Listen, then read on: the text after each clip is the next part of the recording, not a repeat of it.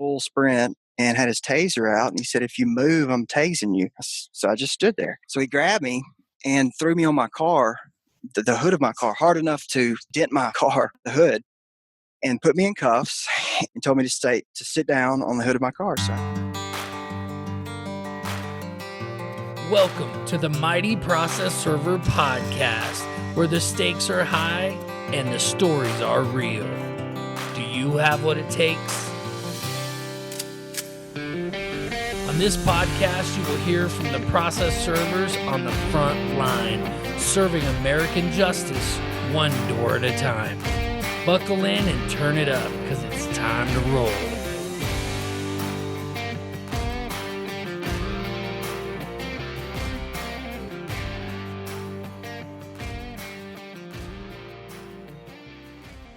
Davy, take a minute to fill in the gaps and tell us a little bit about your personal life. Well, I'm over the hill, just turning 44, I think, this year, if I remember correctly. And I've been involved in the process industry since probably around 97, and started out as a private investigator in private work, and did that for about 3 years or so, and then started doing process serving and kind of like that a lot better. And but as far as personal life, do have quantum process. That is what keeps me busy Monday through Friday, and then weekends I'm usually doing other things. But fortunately, I've gotten to the point where I have a lot of people that serve for me, so I more or less just manage my company now. That's excellent. When you can get to a point where you're able to just kind of control your business and spend your time in the office making sure that everything is good. Do you ever get out there and show them how it's done? Well, fortunately, I have a team of really good servers, and I like to offer, as I review the serves, offer suggestions and just experience. Some of the servers have been doing it longer than I have. Oh, wow. I consider going out. I do go out when I can, just some local serves. It works better for me to kind of control, and, I still enjoy. It's ironic because I said that I would never get to that point, and it just kind of happened. Yeah, and it does happen. So, Dave, before we move on too far into your business, because I know you're doing a lot of awesome things and you got some cool stories to tell today. How many kids do you have? Sure, I have 3 that I know of, and let's see, I have. No, seriously, I have 3. Caden, he's turning 14 next month, and Josh just turned 12 this month, and Michaela, she's 9. Great wife. We've been married 16 years. Things going real well there. That's awesome. That's awesome. Family is most important. And absolutely, as process servers, we go out there and sometimes we come home. I mean, to me, it's what makes the job worth it. You come back and you see your kids and you're like, okay, I'm going out and sacrificing all this time. It's for something. Right. So that's why I like to start the podcast with the family. Some people don't want to really linger on it because they don't want everyone to know their personal life. But that's pretty easy to find these days with Facebook. If you're on Facebook, there's hardly any secrets anymore. That's true. That's true. So how did you get started? You said you were a private investigator, but tell me about the story. Who gave you your start? Who did you meet, or how'd that happen? Well, ever since I was walking and kept far back as I can remember, I wanted to be in law enforcement. It was just something about that field that really appealed to me. I went to college, got a 4-year degree in criminal justice, and that was what I had my heart set on because I really enjoyed everything there was about law enforcement. So I got involved in that, worked at a small police department, had a bad motorcycle wreck. I used to ride motorcycles quite a bit, and while I was in the hospital recovering from that, a job that I'd really wanted in law enforcement, they said that I was going to be able to go to that particular academy. But in the meantime, as I was recovering, I had decided to start kind of on my own. I'm 4th generation self-employed and started doing some PI work, and it just kind of hit the ground running. I remember back before I did any of this, a friend of mine had told me, you know what you really need to do? You need to try to serve papers. And I said, what is that? He said, well, you go out and you serve a court paper. And I said, okay, well, that might be something. So it was integrated into my Keith Investigations was the name of my business, but it really didn't take off until, I kind of got burnt out in the PI field and let the law enforcement job go. And I started doing that and eventually shifted over to doing process serving full time. I can't really remember who gave me my first serve. But it really, all of this just happened. It never really was planned. And that was really what's kind of awesome about it. I'm a strong believer in faith and God. And, this was not, if you would have told me in college or growing up, this is what you're going to be, you're going to have a process serving company, I would have been kind of disappointed because it didn't sound very exciting.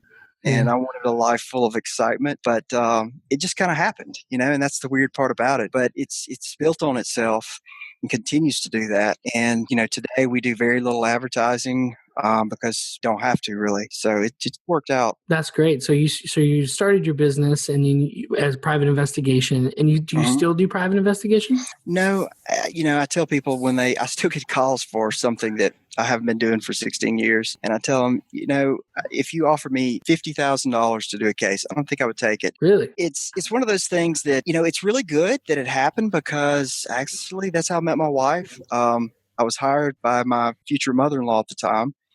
And the more I got to know her, the more, I really felt like she was a very upstanding, really, really good person. And at the time, I was kind of looking for a wife. And so I asked her, I said, "Do you happen to have a daughter?" And she said, "Yes, I do." And so that's how I met my wife. And, I had to meet her dad after everything, kind of came out. That was kind of awkward, but he's a really good guy.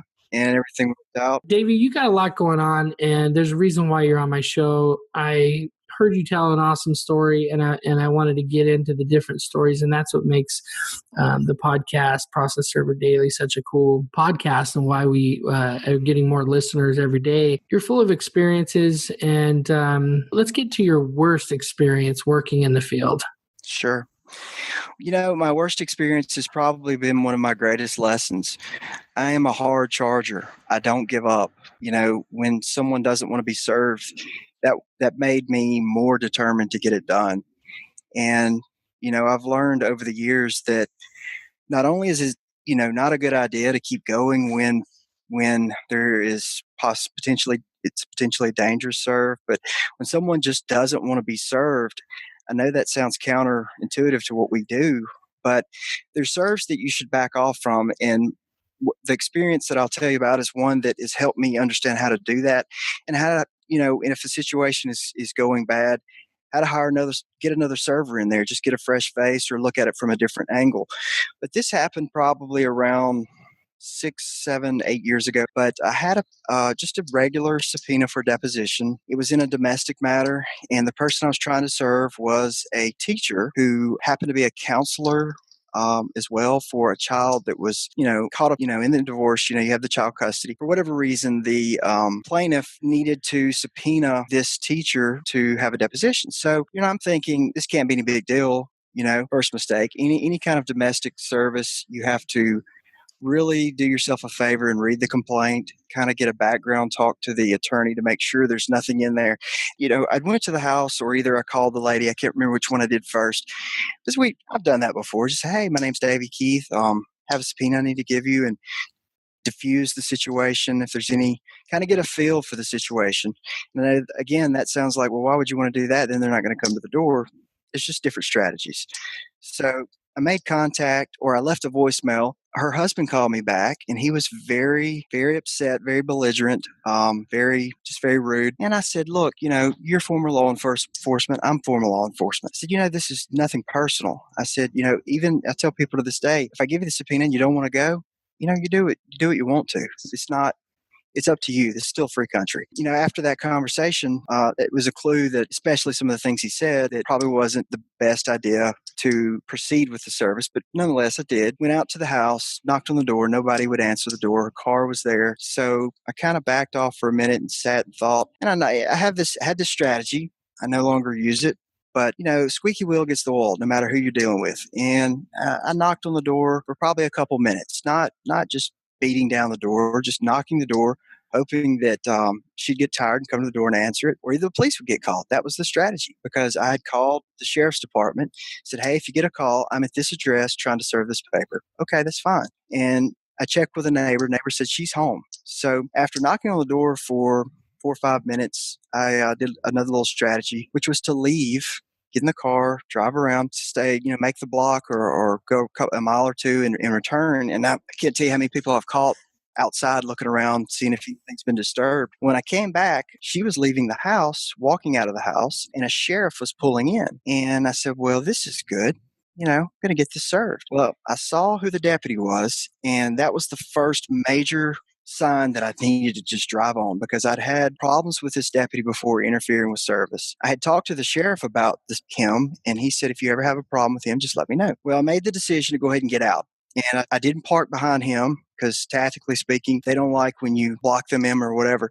So I pulled into the neighbor's house, walked out. He still didn't see me. So as I got closer, I said, hey, Sheriff, his name. And I said, how you doing? He said, who are you? And I said, well, I'm Davy Keith. I'm the one that I called you guys about this service. And so he shouted to me to stay at my car. And when he said that, I said, you know what, this is not going to go well. So I stayed at my car, and he walked over to the lady, and they proceeded to have a conversation. And this was, I guess, another bad decision on my part. I should have been patient, just stood there without saying a word. But after what seemed to me like several minutes, I said, ma'am, I'm just here to serve you a paper. So I laid it on the ground and went to get back in my car, and he ran up to me full sprint and had his taser out, and he said, if you move, I'm tasing you. So I just stood there. So he grabbed me and threw me on my car, the hood of my car, hard enough to dent my car, the hood, and put me in cuffs and told me to sit down on the hood of my car. So I did. And he went back over to the lady. And at the time I was wearing Bluetooth. This was, I guess that was the thing back then. But I was able to inch my shoulder over and double click the button, and it called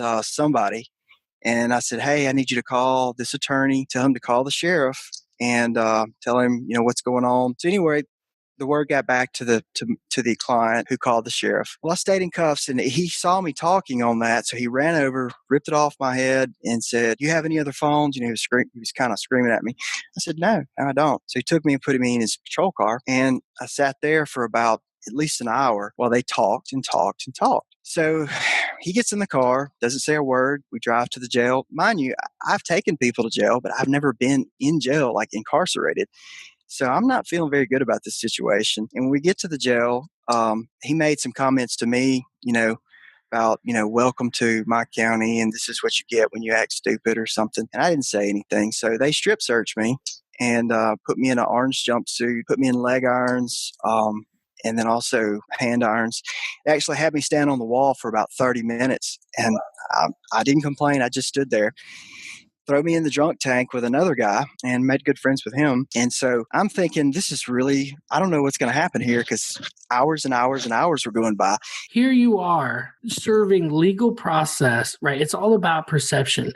Here you are, a process server who's been in law enforcement before, been in the situation. I was just in a situation like this the other day where I got out of the car and walked up when they told me to stay in the car. And I said, listen, I'm already serving her. And I served her and walked away. They listened to me. But in this case, this was a guy you've had a problem with before. So you're already at this point. I just want to emphasize, you're in an orange jumpsuit as a process server in jail, sitting next to someone potentially you could have arrested before in the past. Probably not, right? But now you're friends with the guy, or you're at least acquaintances with the guy. Where does it go from there? Well, I had, anytime I would have a confrontational serve, back then I would call my wife before, and then as soon as I got through, I'd call her and say everything's fine. Well, I had called her and told her the situation, and she never hears back from me because I didn't think about telling the attorney to call her. So after an hour or so, or she's wondering what happened to him. Is he dead? And so I'm sitting there in jail, and it is a very bad feeling. Even though that it's going to turn out okay and what possibly, but see, at this point, I didn't know what he was going to charge me with. I didn't know.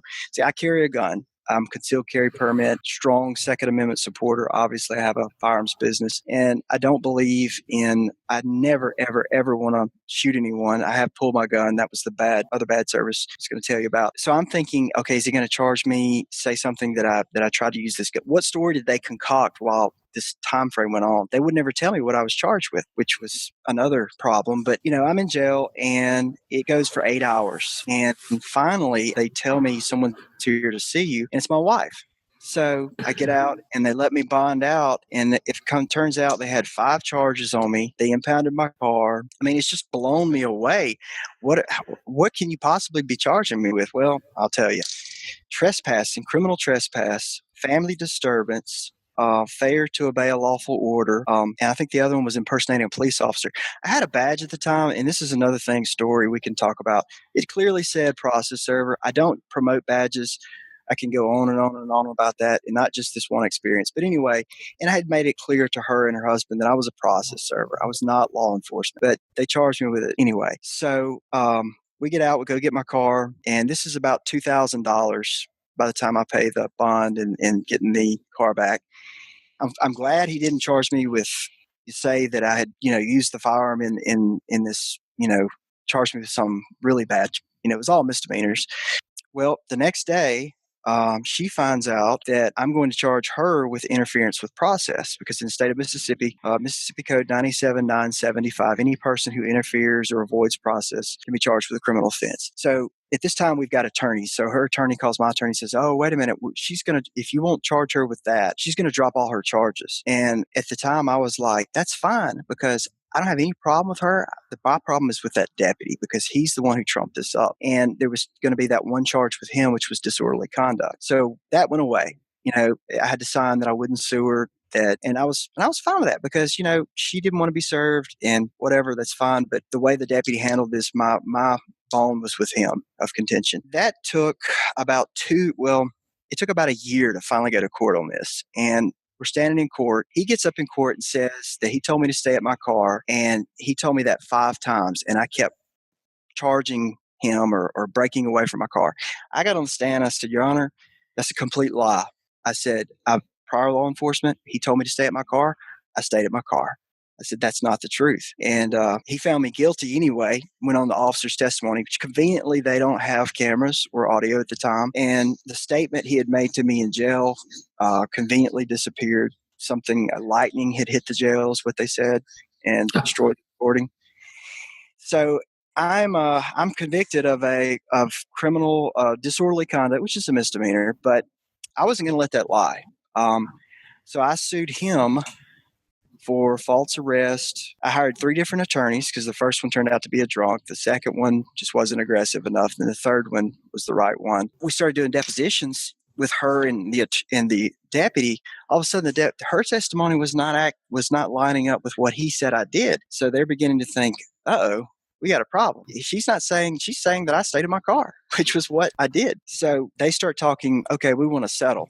And I told the attorney, this is not about money. This is about what he did. And I did an investigation into him, and there was multiple reports all throughout the county of people he had done wrong. Many deputies that worked there did not like him.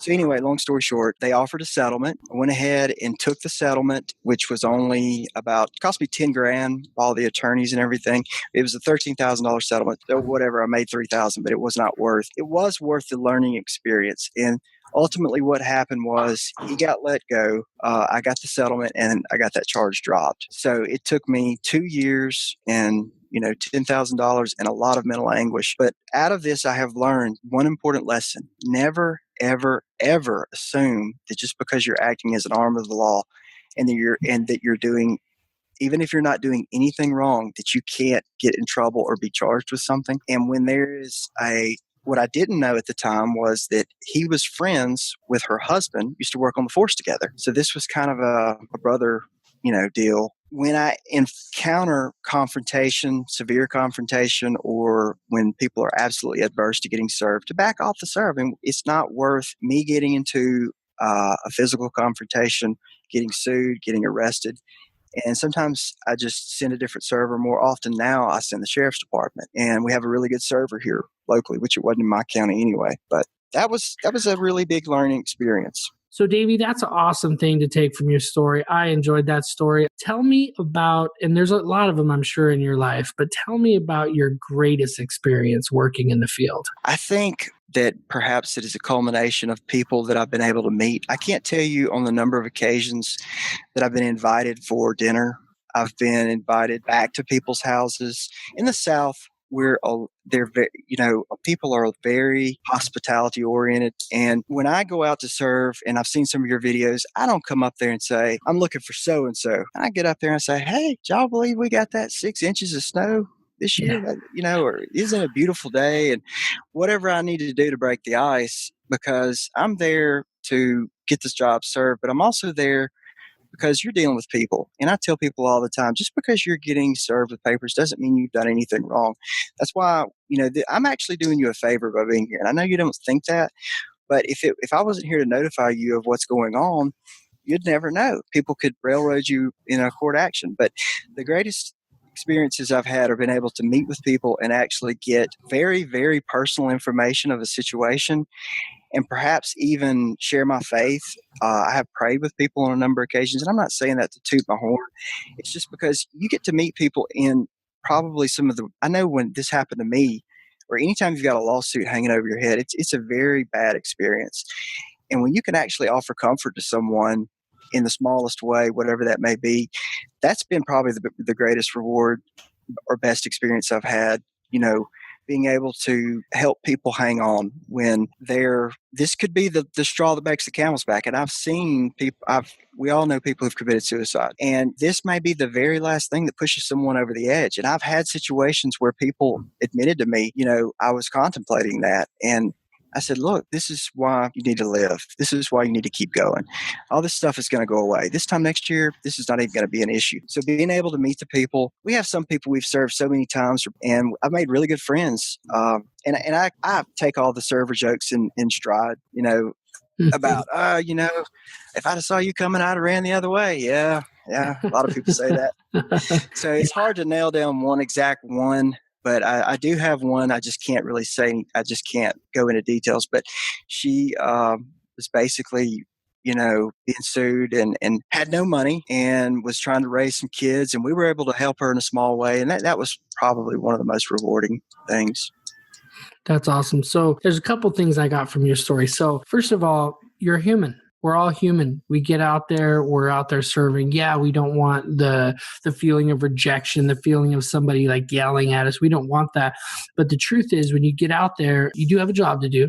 Okay, You get the job done, but it doesn't mean you can't be professional. It doesn't mean you can't be a human. I don't know. You said you saw some of my videos, and I don't know if it's for them or for me, but I feel like when I'm like, hey, I love this porch. Did you build this deck? And they're like, yeah, who are you? I'm a process server. Yeah, that's the part that I don't really want. We don't have to talk about that too much. Here's that. But seriously, what did you use to varnish this deck? Yeah. I've had like long conversations with guys that are just really cool, or and that's why I'd like to iterate just quickly that we don't employ gimmicks for the most part. We don't employ deceitful tactics. I mean, there's going to be some people that you absolutely know without a doubt you're going to have to use some kind of, you may choose to use some kind of tactic that is not, that makes them think you're there for another reason. But it just makes me feel icky. The longer I do this, the more I like to knock on the door, tell them my name, and I'm trying to get in touch with so-and-so. And when he's not here, okay, well, here's my phone number. Can you tell him to give me a call? I don't have to go into what it is. If they ask, I'll say, sure, it's court papers. Not a big deal. I do a lot of straightforward serving. That's kind of where I've come to. And I appreciate that you've mentioned, Davy, I appreciate that you mentioned faith. Faith is a big part of my life too. I know that I'm a Second Amendment supporter. I'm a conservative. But the thing is, I know there are so many people out there that have different views, and I don't want them to think that I judge them differently. So I don't go into it a lot. But I got to tell you, there's a lot to that when it comes to serving. Getting out of the car, it's pitch dark outside. There's a dog somewhere. You're out in the middle of nowhere in the country. If you don't have faith that somebody's looking out for you, then you must be the baddest mamma jamma out there. You know what I mean? Well, I had another situation, won't make this one very long at all, but there was several people. I had to serve some adoption papers on a guy. There was 3 ex-cons. I didn't know they were ex-con. One of them actually killed someone. So I got out to serve him, and it turned into a scuffle. He pushed me, and when he did, I had my pepper spray in my hand, so I sprayed him. Well, that kept the other 2 guys from jumping me, and which would have been a deadly force situation. 3 guys against me. Got back to my car, got out of there. So intermediate level of force is also good. Carrying pepper spray, big proponent of that. But that intermediate level of force actually saved either my life or their life, because I have no doubt they wanted to jump me. When I got back to my car, they started beating on my car. Wow, Mississippi process servers, man, watch out. Well, a lot of this has to do with how you approach people. Yeah. And knowing when not to approach people. If they're out there drinking or using, don't walk up there and try to serve them a paper. Bad timing. Yeah, timing and place. I call it prime time. I don't want to go. So if somebody tells me just one little tip, if someone tells me that there's a guy they need to have served and he's an alcoholic, I'm not going at nighttime. I'm not going at 6 p.m. because I know he's going to be drunk. I'm going at 9 a.m., 8 a.m., something like that, because he's going to be hungry. He might be a little cranky, but he'll be a little bit more clear headed. And every time I've done that, it's worked out. I mean, I had to serve a guy in his underwear on his front lawn, at 6:30 in the morning one time, because they said he starts drinking as soon as he wakes up. So I was there at 6:30. I was going to say, with an alcoholic, you really never know when's the best or worst time. Yeah, exactly. So you got a lot going on. I feel like Server Nation is going to be able to learn a lot as far as defense from this podcast. So I'm really excited about that. But what kind of advice do you want to give to the struggling server out there right now that's trying to build his business? Okay, so just a few short, really good tips that I've learned over the years. First of all, every opportunity you have, speak with that attorney in the courthouse, promote yourself, join as many process serving directories as you can, go the extra mile for your client. Your client's paying you $50, whatever, to serve. Go to that second address, do a skip trace, go the extra mile as often as you can to get your foot in the door and to prove yourself. We're to the point where we don't, guarantee service. We guarantee to make X number of attempts, but go the extra mile. When you're responding to NAP's request or whatever that you may get, have a signature line, because I can't tell you the number of people I don't even respond to them. If they respond back from their iPhone, there's no signature line, $50 and that's it. And be specific when they ask you how much for how many attempts to attempt to serve. Read what they're asking and respond to their questions briefly, because I look for people who have an attention to detail, because if they're responding back with an attention to detail and they have a signature line, that shows me that they're on top of their game. But at every opportunity you have, and also have another business. Don't get a big business loan trying to get into the industry. Have a source of income and let your business build itself on its own.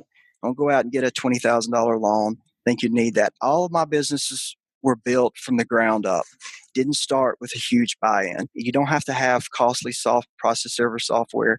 You can start just a simple spreadsheet or something. So those are some of the few things that I found that I encourage. That's awesome. That's golden nuggets raining down on Server Nation right now. That is awesome. So what are you working on right now that has you most excited, most fired up? Oh, well, in life, I'm actually bought a Humvee, a military Humvee.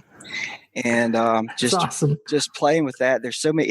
I thought the Jeep was the ultimate Lego vehicle, but I found out that this military vehicle, there's so many things you can do. I wouldn't say that I'm a prepper per se, but I like to read a lot about end time apocalyptic type scenarios.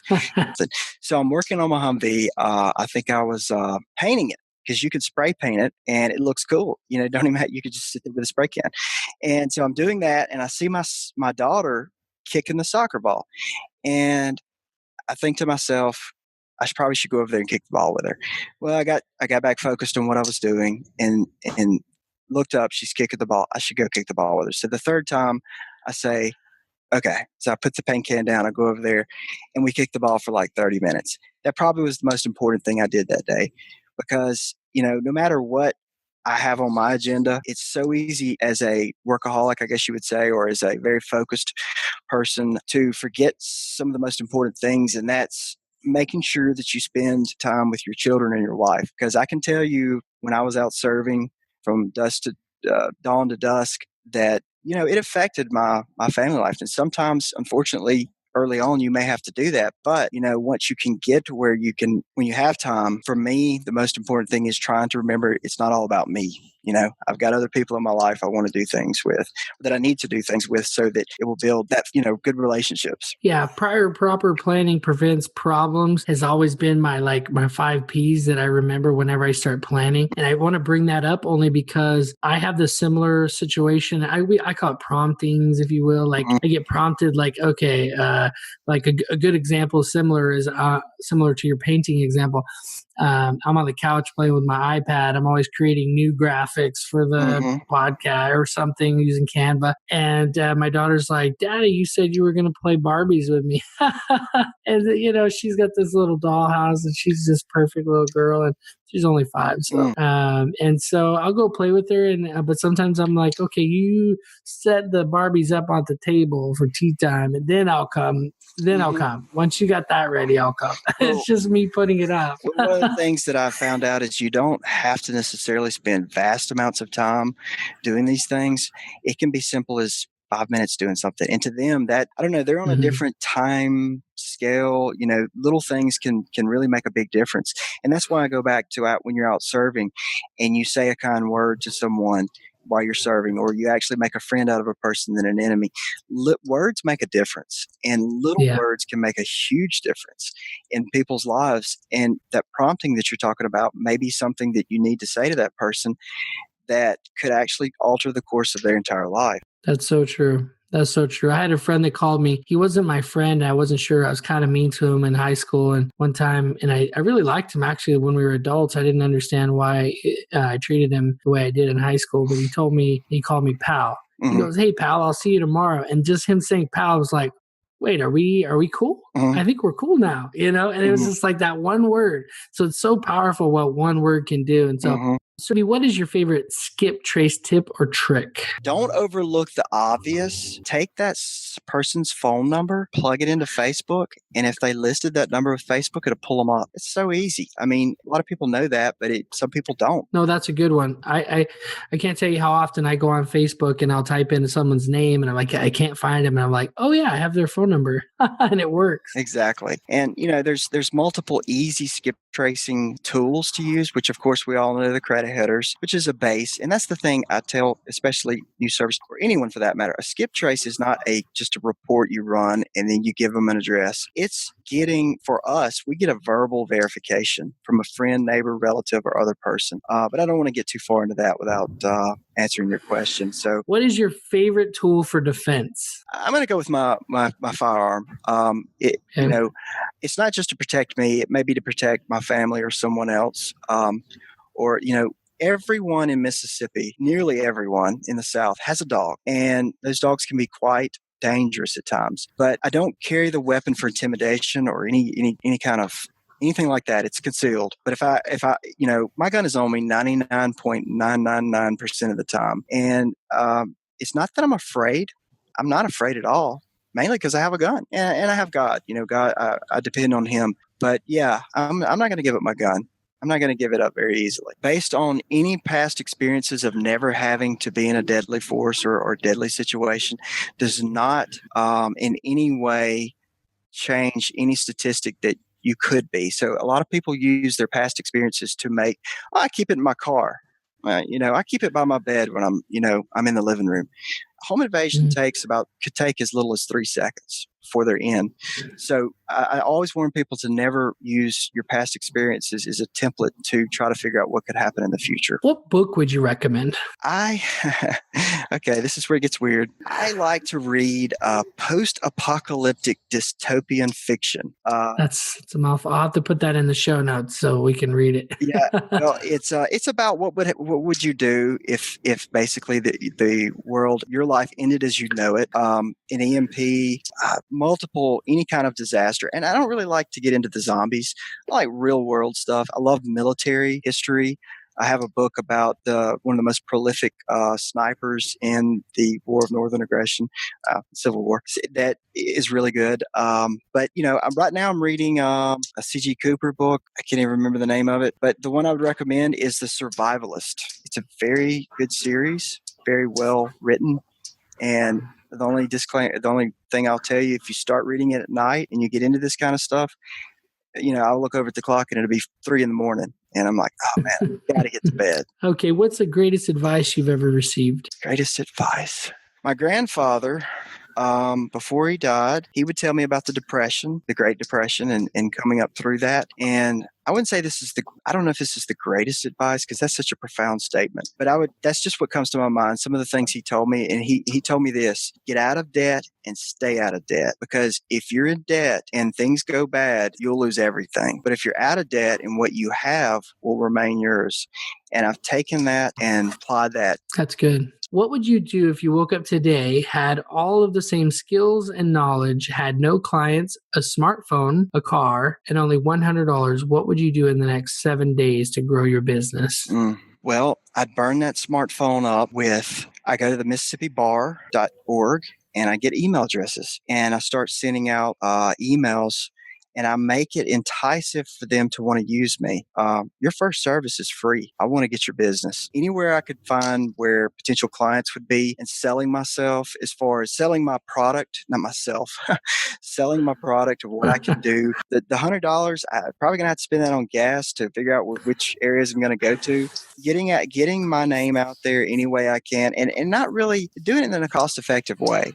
People, you give them a business card, they put it in their pocket, they probably never look at it again. Everybody does everything by email, electronic. Talking to a client, I might need you for a service coming up. Okay, can I send you an email so you'll have my contact information? Sure. They give you your email, boom, you send an email right away. So use that smartphone to communicate. We funnel as much communication as we can through email because it saves time. Trying to get out there and solicit whomever I could possibly work for, and doing a $100 job for $10 to get my foot in the door, to prove myself.